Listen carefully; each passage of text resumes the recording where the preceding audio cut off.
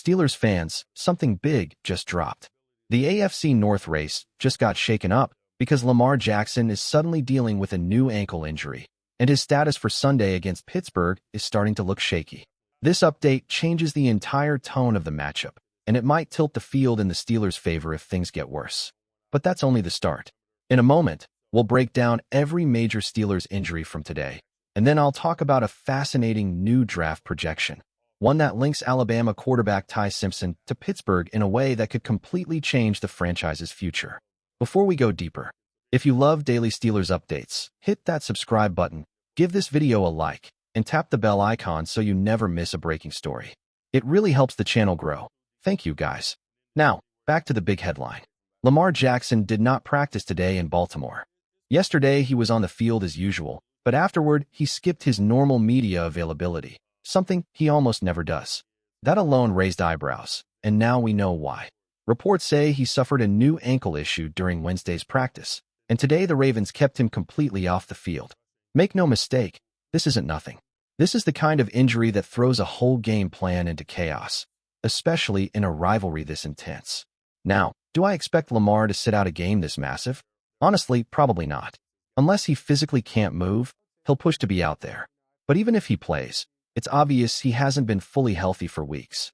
After the big hamstring problem earlier in the season, he's been battling one thing after another: hamstring tightness, foot soreness, and now this ankle flaring up again.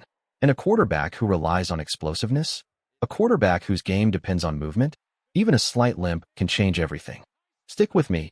More updates are coming, and the next part of this story is just as important. Lamar Jackson just doesn't look like the same guy right now.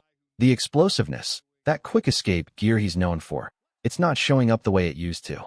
His pressure-to-sack rate has jumped to a level we're not used to seeing from him, and against a defense like Pittsburgh's, that's a dangerous place to be.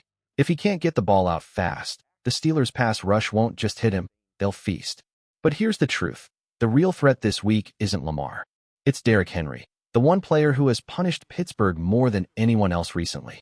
Think back to those last two meetings in 2024. Henry didn't just have good games, he dominated them. Nearly 170 rushing yards per matchup, almost 8 yards a carry, and a level of physicality that completely flipped those contests on their heads. When Henry gets rolling downhill, the entire game bends around him. That's why the biggest storyline isn't can Lamar play? It's can the Steelers finally stop Derrick Henry? If Pittsburgh forces Baltimore to rely on 40-plus pass attempts, the Steelers will like their chances. But if Henry is getting the same free lanes James Cook got last week, then honestly, it won't matter if it's Lamar Jackson or Snoop Huntley taking snaps. Henry is the axis this whole matchup spins around. Now, on to the Steelers' own injury situation heading into the weekend. TJ Watt missed yesterday with a foot issue, but he was back as a full participant today. Great sign. Patrick Queen returned in a limited role after leaving the Bills game with a glute injury. Progress. James Pierre, still in concussion protocol, practiced fully today, which usually means he's close to being cleared. Joey Porter Jr. popped up on the report with an elbow problem and was limited. And Kyle Duggar suffered a hand injury Wednesday and didn't practice today. These updates matter because every one of these players could swing the balance on Sunday. The next part of this story connects directly to how Pittsburgh approaches this matchup, so stay with me.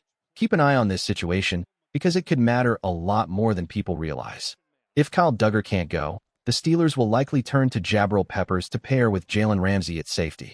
And speaking of Ramsey, his status is quietly becoming one of the more interesting subplots of the week. He's now taken 2 straight veteran rest days, which is unusual for him. At this point in the season, maybe his body just needed an extra reset, or maybe he's dealing with something minor behind the scenes, but back-to-back days off is still something worth monitoring. We'll know more as game day gets closer, but his situation is definitely one to watch. And then, out of nowhere, Patrick Queen dropped a wild story this week. He revealed that in last year's playoff game in Baltimore, both he and Minkah Fitzpatrick were dealing with actual food poisoning right before kickoff. Queen said he ate at one of his usual spots in Baltimore, somewhere he trusted, yet a few hours later, he was violently sick.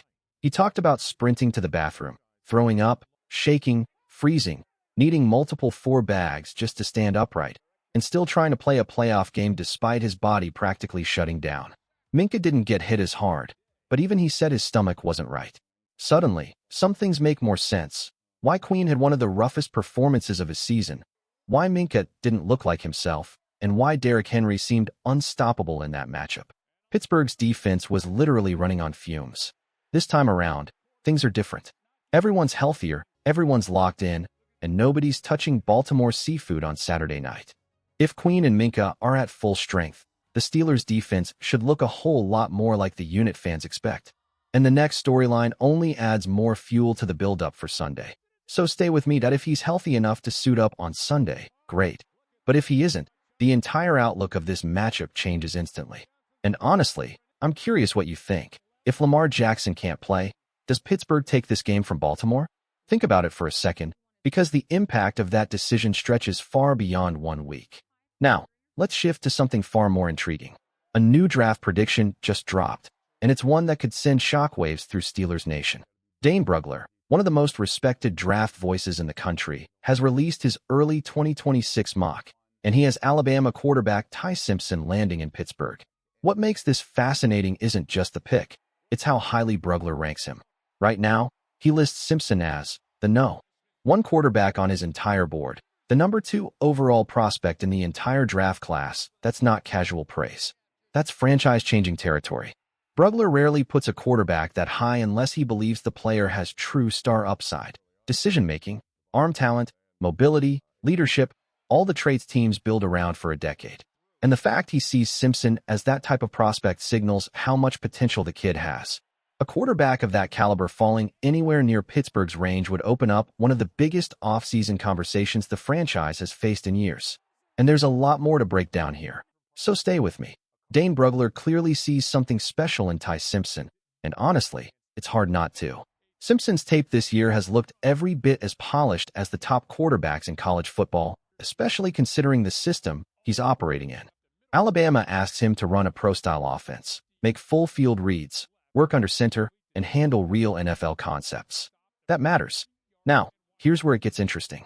In Brugler's early mock, he has Simpson sliding all the way to pick 14, right into Pittsburgh's lap.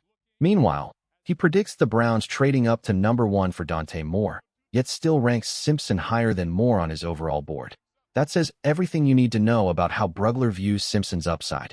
He even wrote that while Simpson doesn't have the ideal number of college starts, his processing speed and poise already look like those of an NFL starter. The big debate for front offices will be this: do you trust the tape, or do you worry about the limited experience? But the talent? That part isn't a question. From what I've seen, Simpson plays the game with calm feet, a quick mind, and the kind of pocket awareness that's hard to teach. He handles pressure, he keeps the offense on schedule, and he gives his receivers real opportunities to make plays. And to be honest with you, if the Steelers could land him without giving up picks, I'd call that a massive win. He might end up as my top quarterback in the entire class. That's how good his film has been. Yes, he'll be a little older, 23 next season, maybe 24 if he returns to Alabama. But age isn't a deal-breaker when a quarterback already looks this advanced. His offense at Alabama is built on true NFL structure. Fewer gimmicks, more real reads, more over-the-middle timing throws. He's comfortable under center, understands progressions, and isn't just surviving. He's thriving. He's not flawless. No prospect is. But he has the size, the arm talent, the athletic background, and most importantly, the mental sharpness that separates real NFL starters from flash-in-the-pan prospects. And we're not done yet, because the next part of this conversation makes the draft picture even more dramatic. Stay with me. The more you study Ty Simpson, the more he feels like the kind of quarterback who fits exactly what Pittsburgh wants to be. If Arthur Smith remains the offensive coordinator, the connection makes even more sense. Smith's system leans on under-center reps, timing throws, and attacking the middle of the field, an area where Simpson already looks comfortable, even though Pittsburgh's recent quarterbacks haven't consistently worked that part of the offense. And I'll be honest, if Simpson begins to slide into that 8 to 9 range on draft night, I'd have no problem with Pittsburgh making a move up the board.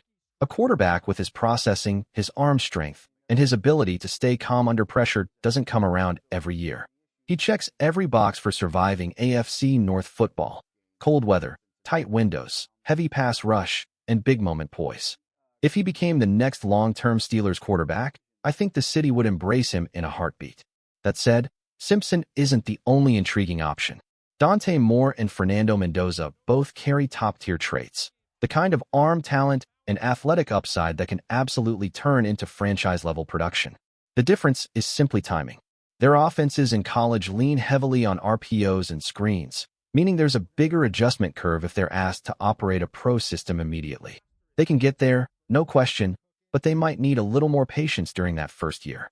Still, talent is talent, and all three of these quarterbacks bring something real to the table.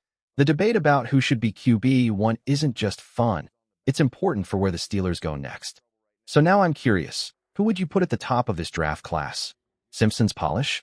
Moore's upside? Mendoza's traits? Let me know, and stick with me.